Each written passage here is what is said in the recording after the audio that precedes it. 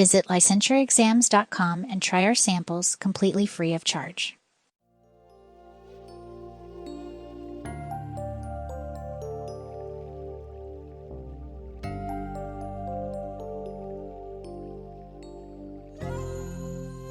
Hey there, Eric, and hey to everyone out there. Today we're going to go through Theory to Therapy podcast. And we had a therapist that emailed us who had never worked with children before. She ran across a diagnosis that she wasn't familiar with called Pica. Right. And you pronounced it correctly because sometimes people think it should be Pica. I don't know why, but it is pronounced Pica. When I first heard it, the first thing I thought about was a typeface. As a Pica. matter of fact, they come from the same derivation. Pica is the eating disorder, Yeah. and it's characterized by persistent craving or actually eating non-food items. And in the DSM, it has to be for more than a month. But Is that only for kids or everybody or everybody, as a okay. matter of fact, except for under 2, which we'll talk about in a little while. But Okay. pica comes from the Latin word for magpie. Come on. And I know, magpie. And the pie part, it means spotted. So pica for magpie is from the bird because apparently magpies eat anything. Well, let's talk a little bit about the theoretical foundations, okay? Yes. There's several theories that attempt to explain pica behavior. And whenever you hear anyone say that there are several theories, basically what they're saying is that they don't know. Right. Exactly. So one of the theories they came up with was it was a nutritional theory. It's like, okay, people that have pica must have some kind of vitamin or some kind of deficiencies. Right. Dogs are like that. They're missing something in their diet. They'll go out and Sure. And eat grass. eat grass or chew bark Right. or whatever. Yeah. And they did find out that people that do have pica, there's like really 2.5 times or odds that they are anemic or they have low zinc levels. So Hmm. that was an idea of the reason people do pica is of nutritional Hmm. lack. Well, and there's also the physiological theory, which is that they just need that texture, taste, or smell, like eating pencils, which I think you were right that they're reaching for it. Okay, I mean, there's a little element of truth in all of them. There's a psychosocial theory that attributes pica to stress.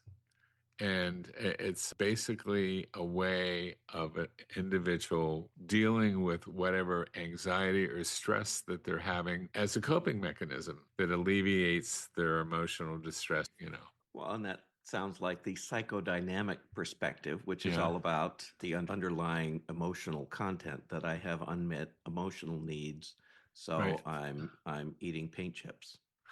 Okay. And then there's the behavioral perspective that it's suggested that pica is a learned behavior. Hmm.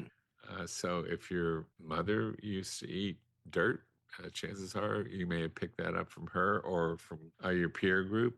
So basically, if a child receives attention after they ate dirt or whatever, that behavior may be Okay. reinforced. You talk to little Jimmy now, and he's like, "Oh, I got talked to. Normally, Right. I'm ignored, so now hand me the dirt." Okay.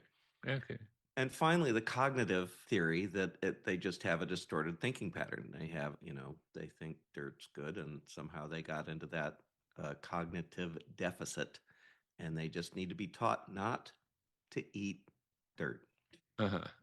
So, it is in the DSM-5 TR. PICA Absolutely. is in there. Yes. And there are certain diagnostic criteria. And probably the most significant is that the ingestion of non-nutritive substances for at least 1 month. Right. The month is the biggest one. So Yeah. you just eat some paste today, Uh-huh. And the and you second don't do one it is ever that again. the behavior must be developmentally inappropriate. So Right. those were two of the main takeaways that you need to remember when you're going to take your licensing exam.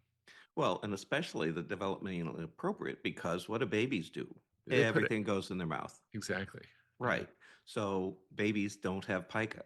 they're eating the same thing. If you ate the same thing a baby did, then it's a problem. But, a baby sticking a paint chip in their mouth, A, paint your house. But B, it's not developmentally inappropriate. Well, I'm surprised you didn't do that at the house that you lived in when you were Who, growing up. who, who said I didn't? Because that was nothing but lead paint, as I remember, right? Well, it's true. And I think some of my friends have suggested that that's why I'm, not as smart as I might be. So you never know. And the Okay. other part of that developmentally appropriate is also that it's not a cultural thing, that it can't have cultural significance. So that you lived out in the jungle and the doctor there said, oh, you should eat this bark for your whatever problem you have. To westernize, that looks like pica. You're eating Yeah. tree bark, whereas it was actually, part of your culture. So you have to be culturally sensitive as you're looking at the criteria. So instead of eating the tree bark, what we do is we grind it up, put it in a pill and call it aspirin, right? Well, yeah, exactly so. Right. You eat it as a pill, it's all fine. Right. And it could be the same tree bark, but you put it in a gel cap and now it's medicine. Right. It's true. Yes. And so we did the non-nutritive 4 month. You have to be developmentally appropriate Right. in your thing, which meant nobody under 2 years old has pica because you just can't tell. And it has to be severe enough to warrant clinical attention. Okay, so it's called, it's basically eating the earth. So what's that called? Don't they have a term for that? That's right, geophagia. Geophagia. Okay. So Geophagia. that'd be something to remember for the exam too, wouldn't it? Yes, probably so, because that is, a cultural thing in many places. As it turns out, if you have ever had an upset stomach and you've had kaopectate, Yeah, it's a medicine you can get at your local drugstore. right. Well, kao refers to kaolin, a kind of clay. So we ourselves are eating clay, only you got to pay $10 a bottle for it. Really. Yeah.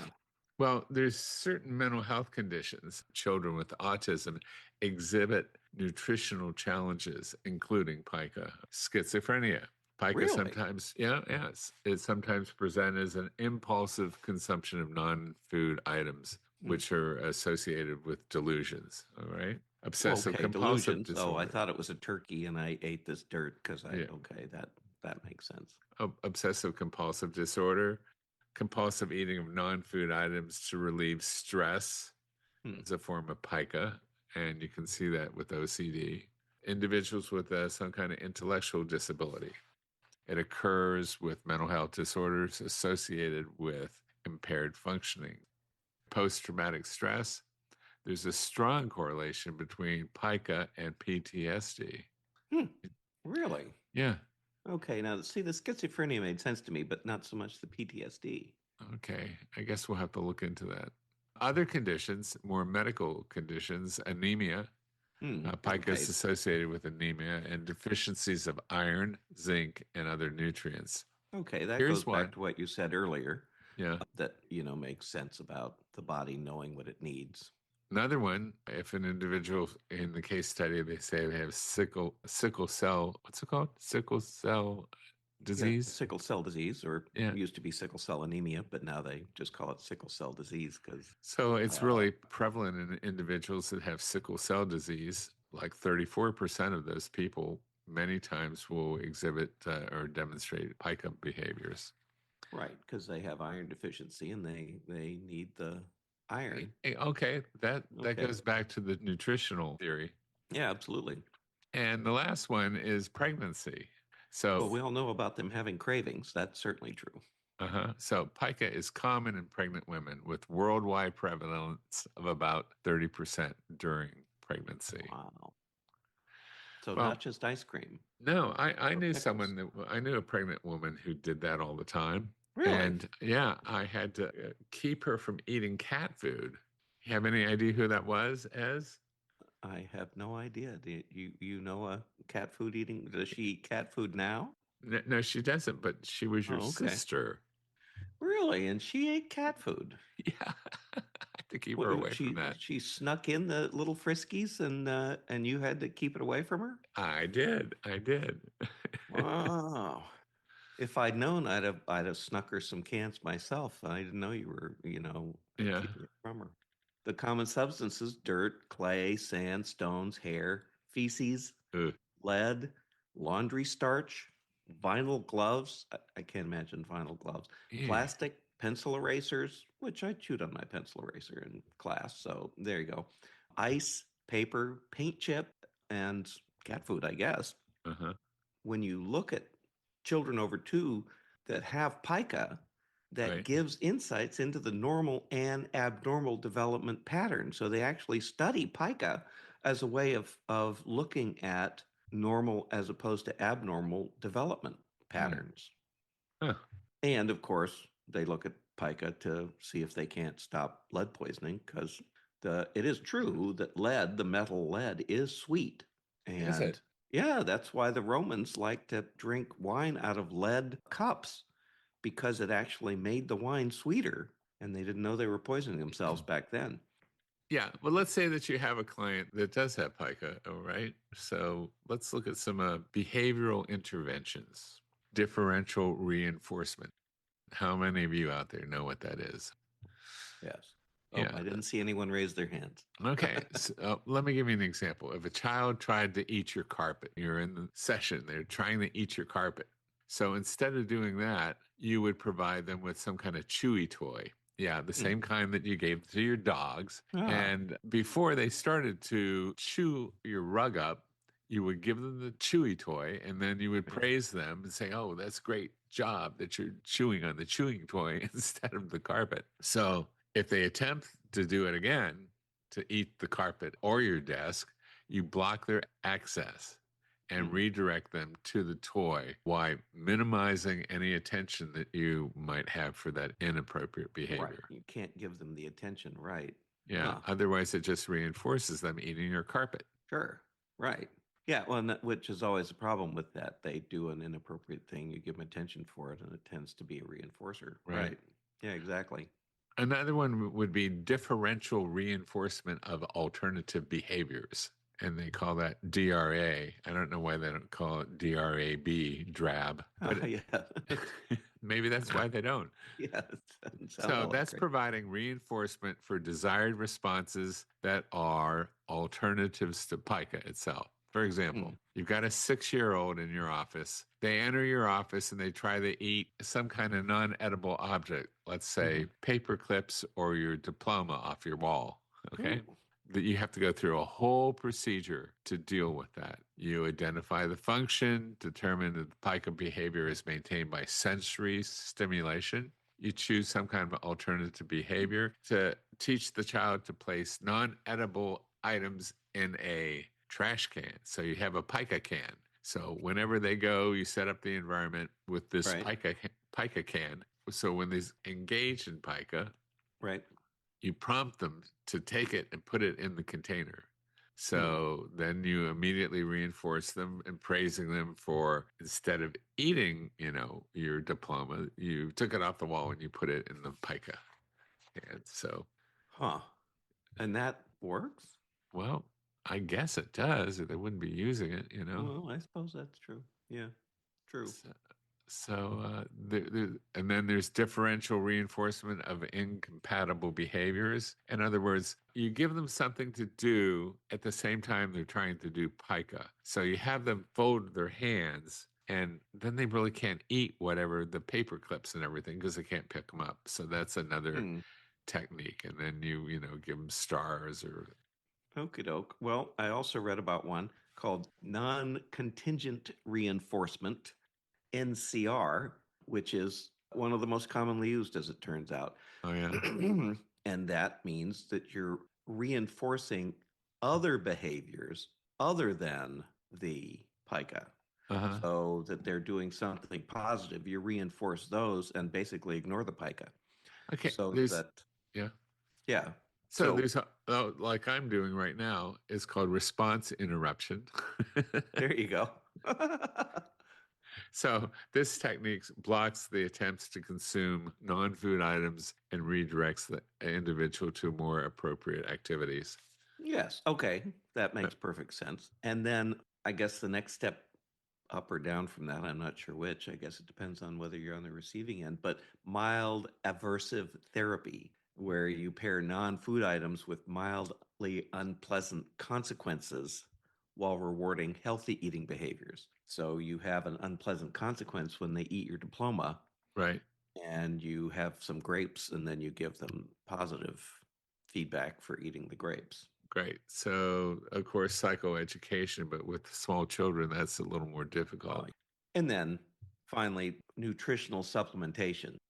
Okay. Now, here's another thing in terms of cultural practice. Oh, like the geophagia.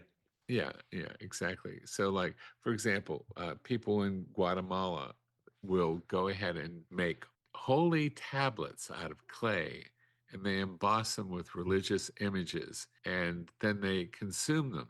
And they think that that gives them additional health benefits. Really? So you've got the little clay tablet, which might have whatever mineral Yeah, nutrients. it might have zinc And and things then like you put St. Joseph on there, and now you're uh-huh. not just eating a mineral tablet, you're eating Right. St. Joseph too. I That wonder what will St. Joseph thinks help about that. your combining religious and health benefits. Huh. Interesting. How's that different from ingesting calcium that I know is extracted from minerals? Oh, well, not only extracted from minerals, my cousin inherited a marble quarry. Lucky And him. I know I did feel that he was lucky for having done that, although good on him. But he sold his marble not to make headstones or countertops, but they ground it up to make calcium supplements. You're So kidding. you go to you go to the store and buy a calcium supplement. It might be just marble A, dust. yeah, a piece of marble that didn't look good. So they just, Right. Yeah. So they ground it up into a powder, stuck it in a capsule, and there you go. So, yeah. And I think the fact is that if a big supplement company went down to Guatemala and was selling St. Joseph clay tablets, then all of a sudden it's good for us. okay, Eric, what are some criticisms and limitations here? Well, as maybe you've picked up on some of my skepticism about it. I Well, and did. yeah, the fact is that some of the definitions are inconsistent. So you go to Guatemala and you see them eating the clay tablets, and some people say, "Oh, that's pica, that's No. clay," and yet you dig further down and you realize that there's a purpose behind it. So there's an inconsistency in the definitions and in the cultural considerations. So Right. unless you've really burrowed down into those issues, you risk labeling somebody inappropriately. And the fact is that there haven't been many controlled studies about it. Well, it's time for a knowledge check. All right, I'm ready. All right. This is maybe the kind of question that you might find on a licensing exam. Which of the following is not typically considered an evidence based treatment for pica? A. Cognitive behavioral therapy. B. Applied behavioral analysis. C. Exposure and response prevention. Or D. Psychodynamic theory.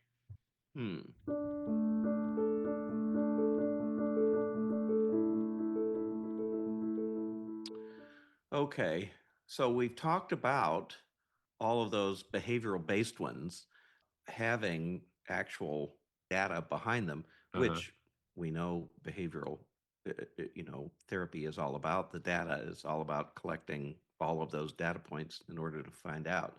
So I'm going to guess that it's psychodynamic theory. D. Right. All the other ones have shown effectiveness in treating pica, but there's limited evidence supporting the use of psychodynamic therapy for pica. So, as through this whole thing, why didn't you focus on assessment instruments that would be used for assessing pica? It seems like that might be something that would be on a licensing exam. Well, here we go. The PICA screening questionnaire, the direct observation PICA assessment protocol, the child eating behavior inventory, the sensory profile, You see where we're going with this? Okay, I get it. Yeah, you can go on and on. I mean, they're just gobs of them, but they all say Pica or eating or something about pica eating. or Okay. something. Yeah. Okay, so let's do a summary and key takeaways for pica. Yes.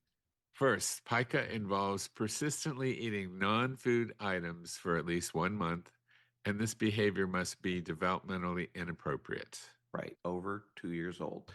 Second, pica can occur across different age groups and populations, and as you pointed out so efficiently, co-occurs with other mental health or developmental conditions. The third, evidence-based treatments for pica include cognitive behavioral therapy, applied behavioral analysis, and nutritional counseling. And pica assessment should include psychological measures and a medical evaluation to check for complications and if there are any nutritional deficiencies. And finally, remember that treating pica often requires multifaceted approach, addressing behavioral, cognitive, and of course, environmental factors. Yes. And with that, we'll wrap up today's episode on pica. We hope the information helps you on your exam preparation and any future clinical work that you're doing. Absolutely. Thanks for tuning in. And remember, just because your 18-month-old is running around eating crickets and popping in the mouth like there's no tomorrow, it's not pica because they're not over 2 and, crickets are nummy. So don't fret too much about your toddlers. They'll grow out of it. And let's face it, you'll have bigger problems when they grow up to be teenagers or beyond. So until then, just remember, it's in there. in there. All right. Thanks for listening.